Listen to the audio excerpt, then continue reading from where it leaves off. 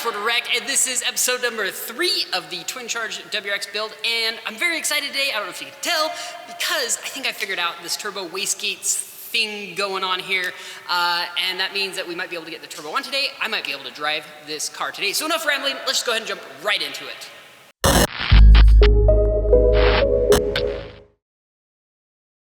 Okay, so I've been playing with this, and I think I have a solution, which is why I'm so pumped. So this was our previous wastegate setup. Of course, the bolts ran through there, that bolted on there, and then that ran through there, and you put your cap on and you're good to go, right?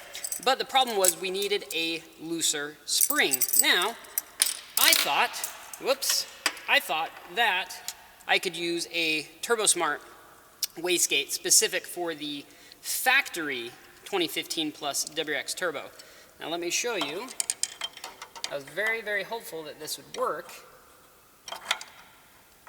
Nope, goes like that. This rod just isn't quite long enough to reach the wastegate flapper, unfortunately. So I was thinking, you know, maybe we could use the rod from the steam speed and I could drill and tap that, but this thread pitch is a 6 by 0.9, and I don't have that tap. So then I started thinking outside the box, and what I came up with is this. So let me go ahead and take this all apart.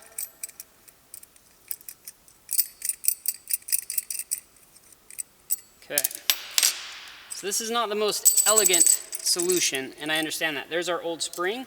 You can see in there, of course, you've got the cup that the spring sits in, but look how high that spring sits. So we're about 4 threads up. Now if I use this spring, it sits almost below the threads, okay? This is a lot lighter duty. This is 0.5 PSI. This one is 0.8 bar, so it's like 9 PSI, 10 PSI. But this is 0.5 PSI on a TurboSmart wastegate, which might have a different diaphragm. So it might not be 5 PSI on this wastegate, but at least it'll be significantly softer. So I need to get it to the right height. So I put a washer down in there, put my spring in there, and we can put that all back together. Now, one thing I do have to check is that I still have full articulation of the wastegate to make sure that it'll open fully, but I really think this is gonna work. So I'm gonna go ahead and get this assembled, and then we're gonna get this back up on the car. And then I promise, I wanted to do it last video, but I ran out of time. I wanna show you guys what it takes to put a supercharger from an FRS BRZ onto your FA20 WRX, because there are a lot bigger differences than you would think. So let's just go ahead and get this back on. Then we'll worry about getting this on the car. We'll go over some stuff, and then hopefully we can take it out for a drive, and just to see if this works, if we can get boost under control. So I'm pumped. Let's go.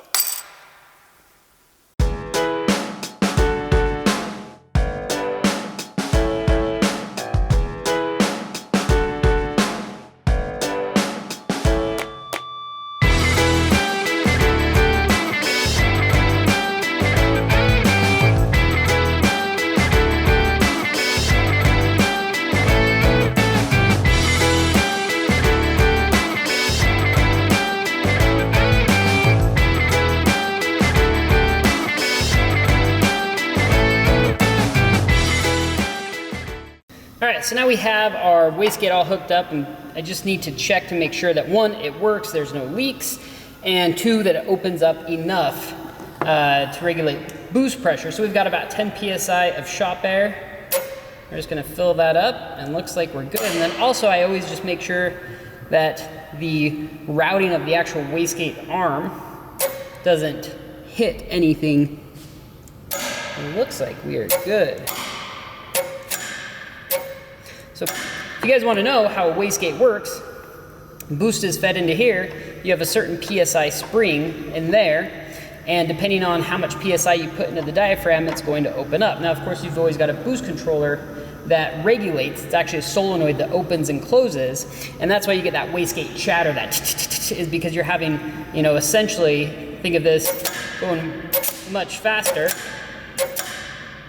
but that's kind of how it works. And so it just opens and closes that really rapidly to control boost. So it's a really cool setup, but I think for us, we're just gonna run this line directly up to the plenum. So we're basically going to hook up, you know, it directly to a boost source. We're not going to go through a boost controller quite yet, because I want to make sure that we can regulate boost well enough. So we're going to get everything cleaned up, and then we're going to go ahead and put this on the car.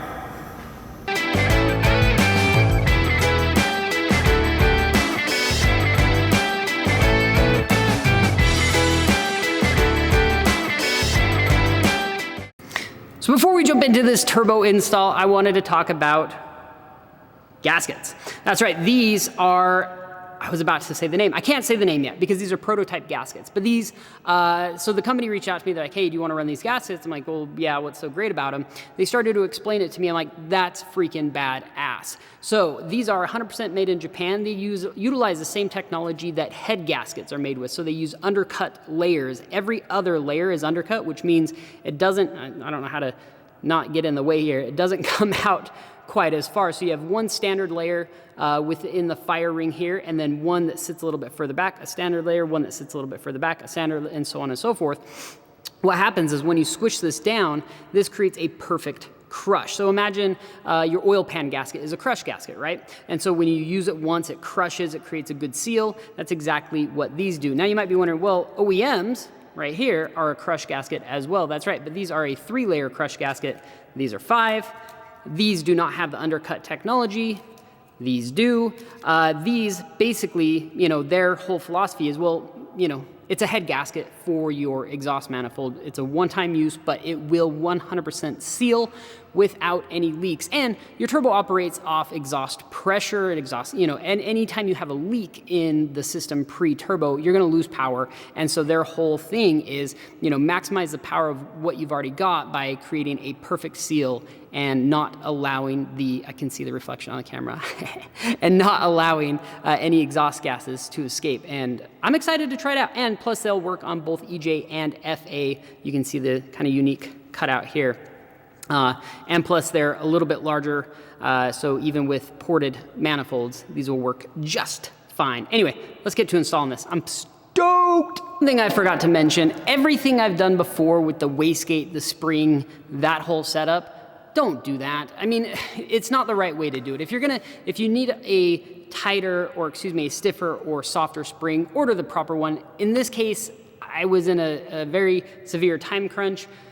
In a pinch, I made it work. It's not the proper way to do it. I just want to let everybody know that, like, you can't be running, you know, different manufacturers' springs unless they are designed for each other. There are some that will cross over, but for the most part, just buy the right spring. I just didn't want to wait 3 days, so my my impatience led me to do something incorrectly, which, you know, for now it'll work, but I'll probably end up changing it later. So anyway, just want to let you know, I'm gonna get this turbo installed.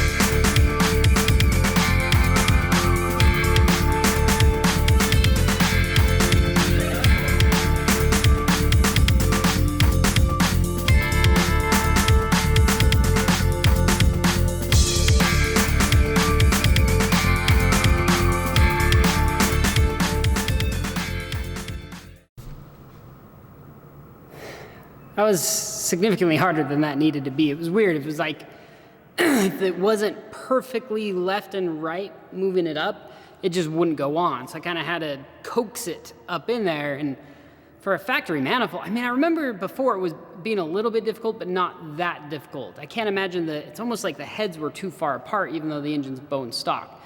It's really weird. But either way, we've got that part done. So now we're going to bolt up. We're going to get the oil lines, coolant, downpipe on. And we should be good to go, I think. So, oh, and then we'll run the boost reference line thing. So anyway, let's get that on.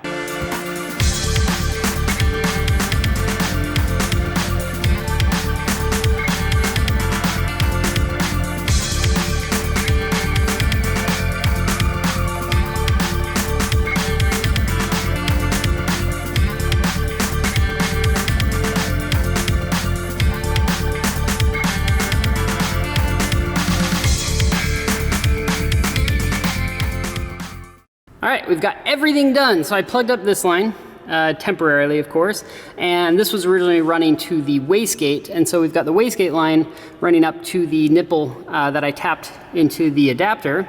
Got all of our oil, coolant, everything should be good, turbo inlet, charge pipes done. Now we just need to install the downpipe, and then we should be able to go for a drive. Yee yee.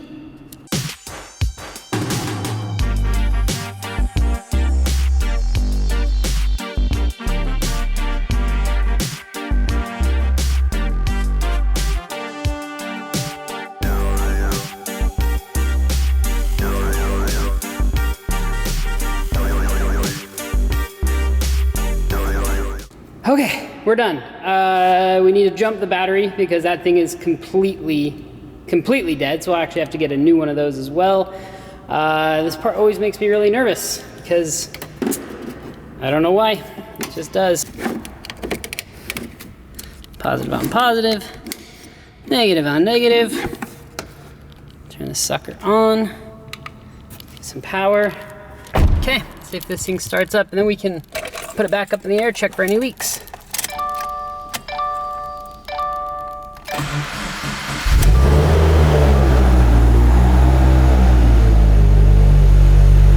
Check engine light's on. It's weird. But oil light is off. That's good. Washer fluid is low.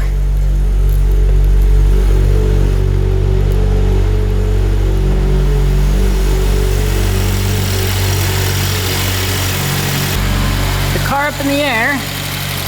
Normally we would see leaks from that fitting. Sometimes the coolant lines will leak. Honestly, everything looks pretty solid. No exhaust leaks. We do have that check engine light on, so we'll see what that's all about. But I say, let's go for a drive. All right, first thing first, let's see what the check engine light is.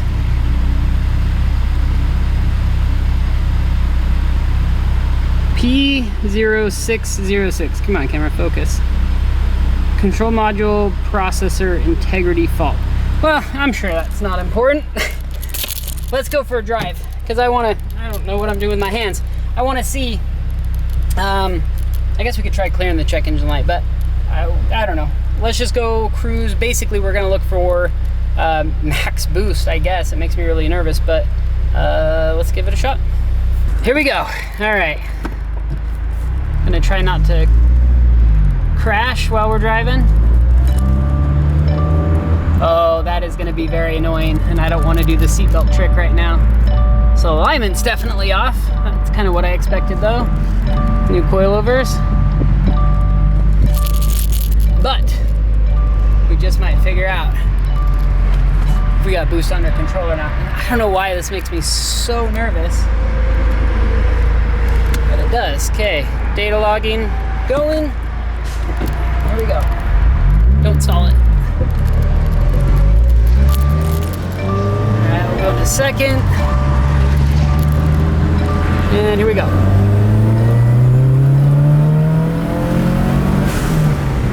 11.4 PSI peak.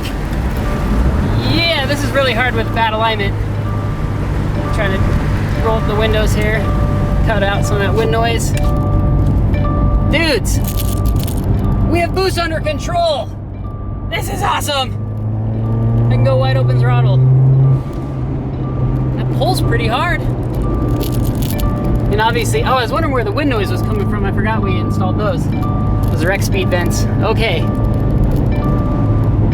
This is awesome. That beeping is gonna kill me. But I cannot believe all that worked. I don't know why, but I was really thinking that this may not work. This was just, I'm like, okay, it's just one of those things. I'm just gonna have to go back, dig into it. But this gives me a lot of hope that we can get this thing dialed in, because now we hook up the wastegate to the actual boost controller, go get it tuned, and we should theoretically have full control over the amount of boost we run. Okay, now now I'm gonna go back. I'm gonna show you guys. I wanted to do this before, but I just got too into, you know, taking this out for a drive. But I want to go back and show you guys exactly how I installed this on this car, because now, if we have a solution for boost control, theoretically, one of you guys can do this on your WRX at home. Okay, let's get back to the shop. Holy shit! This is not slow. This is a dope-ass little car. Still 11.6, so boost is solid. Okay, but let's try, actually, no, let's not mess around. Let's not mess around until we get it tuned. How about that? Okay, good idea, Rick. Well, car just shut down on me right before I got to the shop. It literally just shut off. Like, it might have something to do with that check engine light. Well, if any of you guys know what P0606 means, I'm hoping it's not like a bad ECU or something. Could very well be. Let's go ahead and jump this thing. That guy didn't look too happy. Okay. Oh, it's alive. Okay, back to the shop. So we just got back from the shop, and what did we learn? One, never go anywhere without your jump pack, especially if your battery is completely dead. Two, have a license plate on your car. I don't know if you guys can see that, but I forgot to put a license plate on there. And three, most importantly, we have boost under control, and that is freaking awesome. That is what I set out to do originally. I thought that was gonna be the hardest thing, but we totally got under control. We hit like 11.6 PSI maximum. I was data logging, so I can actually go back and see the data logs, see exactly what's going on, make sure the motor's happy. I didn't want to push it until we get it tuned, but now we can hook up the wastegate to the boost controller and actually let the boost controller do what it's supposed to do. But one thing I promised you guys is I would go over what I did to get this supercharger actually on this car, because obviously this is a Cosworth supercharger from an FRS BRZ, and I can't remember every little thing, but I'll try to, hopefully it'll come to me as we go along. So let's take a look at this. So first of all, the actual supercharger itself, I did have to elongate the holes on the basically where it bolts to the head, because the spacing between the FRS BRZ and the WRX are quite a bit different, and the bolt pattern's a lot different. I had to get a factory FRS fuel rail and fuel injectors to plug those up. These are just dummies. They don't do anything. FRS alternator that I had to grind quite a bit to get to work. I had to bend the dipstick tube a little bit to get that to fit. Custom bracket here for the purge control. Custom bracket for the vacuum assist, because I wanted to keep that. Custom bracket for the actual pump and reservoir hooked up to the Perrin strut tower bar. What else? Oh, we 3D printed we were trying to have a more secure mount for this idler pulley, which is literally exactly what you think. It's an idler pulley off an EJ. Yeah, but it works, right? And so we had that printed and then machined, so it's a lot stronger. And then obviously the spacers themselves had to lift up the manifold and had to drill out the throttle body to make that work with the FRS, because that's the factory WRX throttle body. Had to drill and tap for this because the bolt spacing on the map sensor is different between the WRX. I had to extend the harness for the map sensor and the throttle body.